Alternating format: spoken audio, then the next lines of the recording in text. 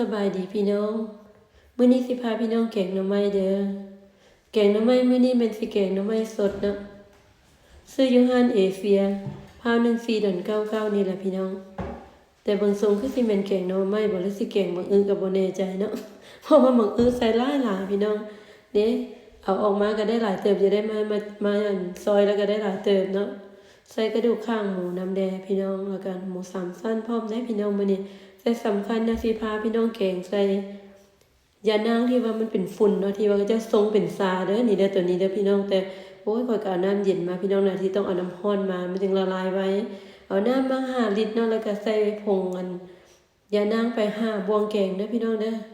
แล้วข่อยก็ได้ตีเอาเนี่ยจนมันเหมือนละลายไปหมดแล้วจึงเอาถอกลงใส่หม้อกับหน่อไม้ที่ว่าเอาจักไว้เนาะแล้วก็เอาหลังจากมันละลายเรียบร้อยข่อยก็เปิดไฟขึ้นไปพร้อมแล้วข่อยก็คนไปน้ำพี่น้องเพราะว่าถ้าพี่น้องทานได้อย่าคิดนะต้มน้ำมันร้อนแล้วเอาลงใส่เลยก็ดีก่อนเนาะพี่น้องเพราะว่าข่อยเห็นมาลองเฮ็ดทรงเป็นซากินนะมันละลายง่ายๆบัดแล้วข่อยใส่ครั้งแรกเนาะข่อยก็บ่มี experience ปานใดข่อยก็เลยใส่น้ำเย็นก็เสียเวลาคนไปน้อยนึงเพื่อสิอันละลายหมดเนาะหลังจากนั้นก็ปรุงรสเด้อพี่น้องเด้อตามใจมากเนาะก็มีปลาแดกแล้วก็เฟเวอร์เนาะเฟเวอร์นี่อันค่อยใส่ตัวอัน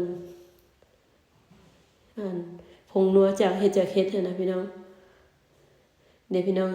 มันก็ประมาณสีสันกับประมาณนี้ได้พี่น้องถ้าพี่น้องทานได้เคยเอามาใส่นะพี่น้องมาขุ่นก็ใส่หลายกว่านี้เติมได้เลยว่าลดปริมาณน้ำลงเนาะอันนี้หม้อใหญ่โพดแกงอันนี้มีเฮ็ดแด้แล้วก็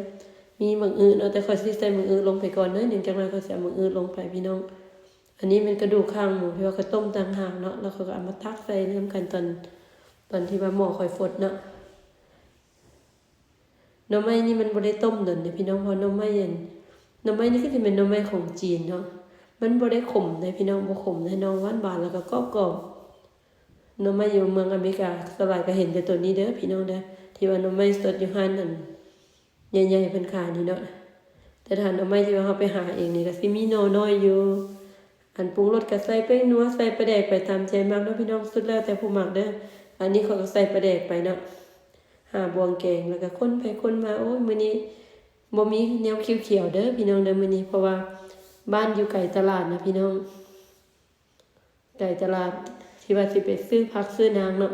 ก็เลยได้แต่เท่านี้แหละพี่น้องเอาข้าวเบื่อลงไปกับตำบักเผ็ดบดลงนํกันเนาะหลังจากนั้นก็เอาเฮ็ดลงไปพี่น้องเอาเฮ็ดลงไปแล้วก็เฮ็ดนี่ก็ใส่เต็มตองอยู่ได้แต่หม้อใหญ่ๆนะที่ค่อยต้องใส่น้ำหน่อยกว่านี้หน่อยนึงบัดคิดอยากสดน้ำนะพี่น้องก็เลยจักสิแม่นแกงหน่อไม้บ่หรือแกงเฮ็ดหรือว่าแกงบักอื้อบ่จักเนาะพี่น้อง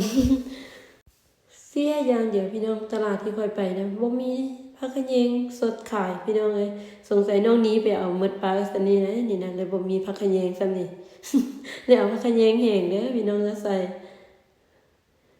ก็สิยาวๆหน่อยนึงเนาะผักขะแยงแห้งนี่แต่มันหอมนะล่ะพี่น้องผักขะแยงแห้งนี่เพิ่นฝากมาแต่เมืองลาวเนาะน้องหักเอาให้เนาะก็ยังได้ใส่อยู่คือสิอีกรอบนึงก็สิหมดนะหักสามีเพิ่นว่าเนี่ยมันอยากแย่ๆแต่ข่อยนี่คนบ่ตีเนาะที่ข่อยกินหยังข่อยก็แซ่บหมดแล้วข่อยสุดท้ายนี้ก็สิได้ขอจบคลิปลงเท่านี้เด้อขอบใจทุกๆกำลังใจที่ส่งมาให้ตลอดเนาะโชคดีหมดทุกคนเด้อเจอกันใหม่คลิปหน้าบ๊ายบาย